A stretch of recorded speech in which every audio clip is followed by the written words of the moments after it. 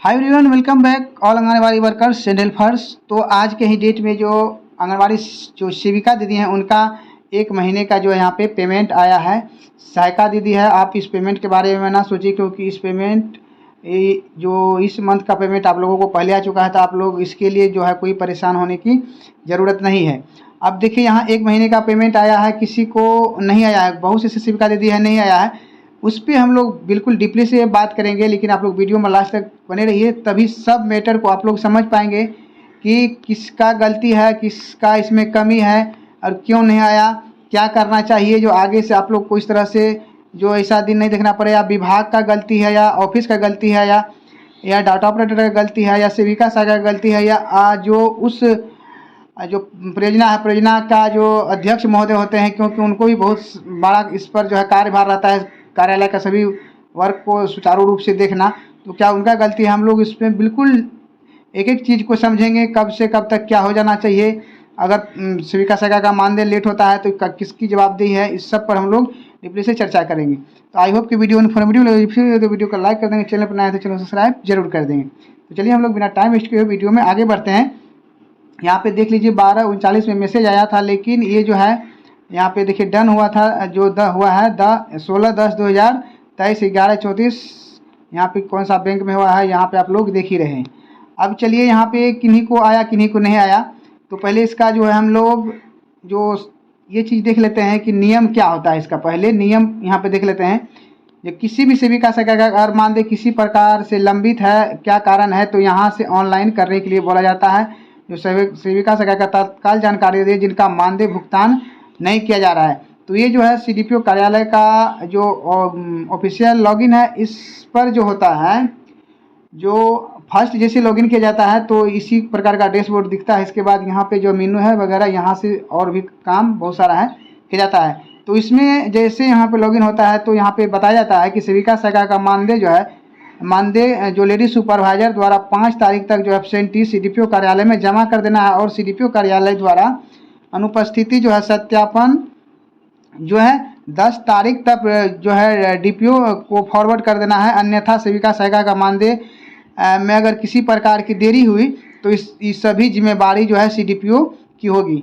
तो चलिए यहाँ पे देखिए, ज़्यादातर सीडीपीओ में तो होती है, जो इस चीज़ को तो नहीं देखते हैं, डाटा ऑपरेटर जो देखते हैं, तो उनका यहाँ पे तो बिल्कुल सरासरी जो है गलती है। जो अभी कुछ सेविकाओं को नहीं आया है मानदेय, तो क्यों नहीं आया है वो भी हम लोग यहाँ पे उस पर भी हम लोग देखेंगे। जो यहाँ पे जो स्क्रीनशॉट है, इस पे हम आपको समझाने का कोशिश करेंगे। इसके बाद यहाँ पे हम एक पत्र देख लेते हैं। पत्र के माध्यम से भी आप लोगों को कई बार अवगत कराया गया आईसीडीएस विभाग द्वारा। तो आप लोग भी कुछ जो कार्यालय का अध्यक्ष है, जो परियोजना अध्यक्ष है, उनसे भी मैं रिक्वेस्ट करूँगा कि आप लोग जो है इस चीज़ पर थोड़ा सा ध्यान दीजिए। जो कि विभाग द्वारा स्पष्ट रूप से आप लोगों को पत्र भी दिया गया है कि 5 से 10 के बीच जो है डीपीओ कार्यालय तक एब्सेंटी अगर नहीं जाता है तो आप जो है सीडीपीओ हो या डाटा ऑपरेटर, उसके प्रति आप जो है कोई भी आवेदन लगा सकते हैं, आपका आवेदन वैलिड हो जाएगा। तो यहाँ क्या होता है, जो भी अध्यक्ष महोदय होते हैं उतना जो इस सभी चीज़ पर ध्यान नहीं देते। इसके बाद यहाँ पे देखिए, संबंधित सभी जो बाल विकास विभाग को लिखा गया है कि आंगन ऐप पर सेविका सहायिका का अनुपस्थिति विवरण अपलोड नहीं करने पर स्पष्टीकरण पूछा गया है। ऐसा नहीं है कि विभाग आपके लिए नहीं कर रहा है, लेकिन कमी आप लोगों में भी है कि जो नियम बनाया गया है, आप लोग डाटा ऑपरेटर को भी बोल सकते हैं।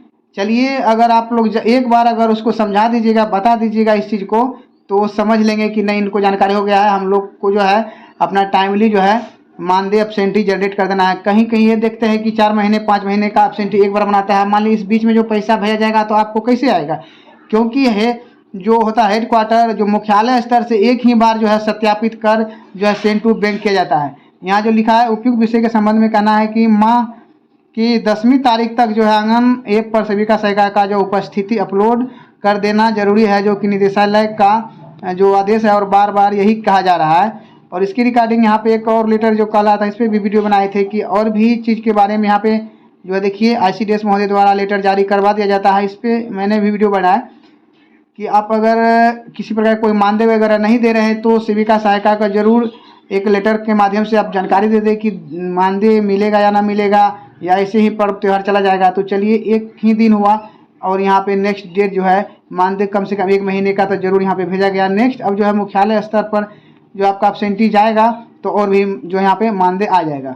अब चलिए यहाँ पे जो आप लोग देखिए गलती जो यहाँ पे सरासरी जो है डाटा ऑपरेटर का है। डाटा ऑपरेटर क्या किए हैं, जो यहाँ पे देखिए जो सेंड टू यहाँ पे देखिए डीपीओ यहाँ पे देखिए कब हुआ है 5/9 को, और ये यहाँ पे हुआ है सेंड टू हेड क्वार्टर 8/9 को, और ये देखिए यहाँ पे 5/9 को जो था सैलरी जनरेट हुआ है, मतलब सैलरी यहाँ पे बना है। एब्सेंटी जनरेट हुआ है 19/8 को और आपका सैलरी यहाँ पे बन गया है। देखिए एब्सेंटी जनरेट अलग चीज़ होता है, सैलरी जनरेट पहले एब्सेंटी बनता है, इसके बाद आपका सैलरी जनरेट हो जाता है कितना रुपये का आपको सैलरी बना, इसके बाद जो है वो फॉरवर्ड कर दिया जाता है डीपीओ को। डीपीओ जो है 1 या 2 दिन के अंदर फिर जो है हेड क्वार्टर को सेंड कर देता है। तो यहाँ पे देखिए जो डीपीओ द्वारा हेड क्वार्टर कब सेंड किया गया है 8 और 9वां महीना में।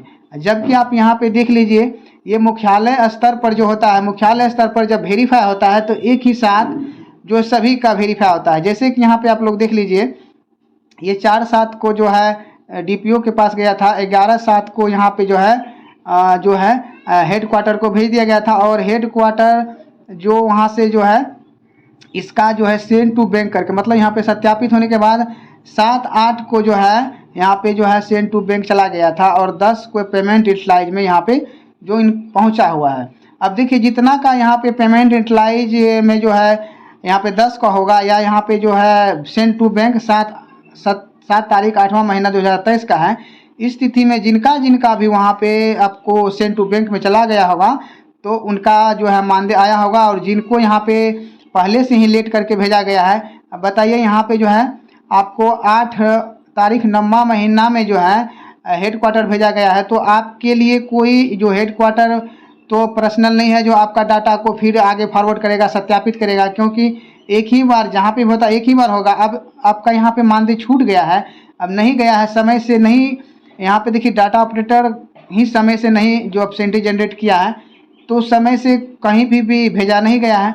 तो फर्स्ट जो गलती यहाँ पे कर दिया है कि जो समय से डाटा ऑपरेटर द्वारा जो यहाँ पे एब्सेंटी जनरेट नहीं हुआ, और ये इसी के लेट के कारण जो है यहाँ पे हेड क्वार्टर सही समय पर जो आपको वहाँ पे डाटा नहीं था, जिसके कारण आपका डाटा वेरीफाई होकर जो है सेंड टू बैंक में नहीं गया था। और एक ही बार आप तो जानते हैं एक ही बार जो है जब भी होगा, अगर आपका एब्सेंटी जो यहाँ पे जनरेट होगा और सभी कॉलम सभी स्टेज से जो समय से पहुँचा रहेगा, तो यहाँ जो है आपका जो सेंड टू बैंक वेरीफाई करके पेमेंट यूटिलाइज मतलब एक ही साथ पूरे बिहार में जाता है। इस तरह से सिस्टम होता है। लेकिन जब आपका सिस्टम यहाँ से ही करप्ट है और यहाँ से गड़बड़ ही कर दिया गया है, तो आपको यहाँ पे जो है पर्सनल कोई आपका डाटा जो आज के समय में आज के डेट में भेजा गया, तो आज के ही डेट में जो है मुख्यालय स्तर से जो बैंक को यहाँ पे प्रोसेस पर नहीं भेजेगा, क्योंकि सभी के लिए जो नियम बराबर बना है। तो आप लोग जो है पहले इससे पहले भी आपको बता ही दिए हैं लेटर और उसका जो लॉगिन मेन डैशबोर्ड पर, तो आप लोग जो है किसी प्रकार का अगर हर प्रत्येक महीने अगर 10 तारीख तक जो है यहाँ जो होता है डीपीओ तक अगर नहीं पहुँचता है आपका मानदेय एब्सेंटी, तो आप डाटा ऑपरेटर को कर सकते हैं। डाटा ऑपरेटर को 5 तारीख तक जो है यहाँ पे जो एब्सेंटी जनरेट करने का आदेश है। अगर यहाँ आप लोग लगे रहेंगे, अगर बिल्कुल सही टाइम पर आप करवाते रहेंगे, तो अगर सही टाइम पर होता तो आज आप लोगों को भी मानदेय जरूर आ जाता।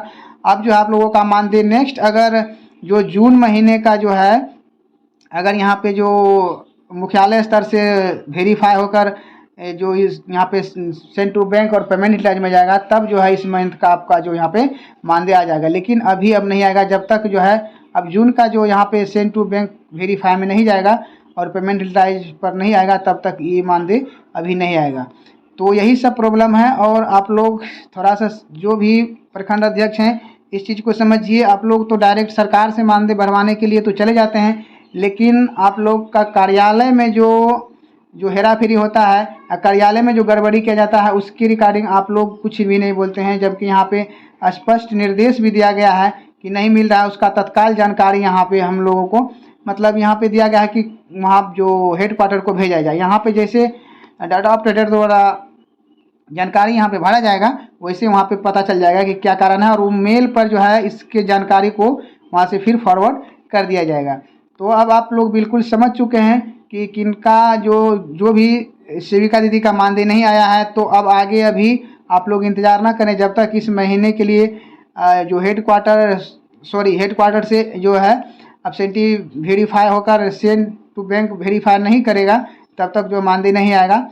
अगर हो सकता है बीच में अगर जो बचा हुआ है उनके लिए कुछ निकाला जाए तो और अच्छी बात है। मैं तो यही चाहूँगा और ICDS महोदय निर्देशक जी से यही कहूँगा कि जो भी सेविका दीदी का इस तरह से फंस चुका है, तो ये गलतियाँ भी जो है आप लोग के डाटा आप लोगों के कार्यालय से ही हुआ है, तो ज़रूर एक बार जो बच गया है तो उनका जो है पर्सनली जो है फिर से आप लोग जो है इस महीने का कम से कम जो है यहाँ से सत्यापन करके आगे फॉरवर्ड कर दें, जो कि उनका भी मानदेय आ जाए। तो चलिए बस इस वीडियो में इतना ही, मिलते हैं नेक्स्ट वीडियो में, तब तक के लिए धन्यवाद।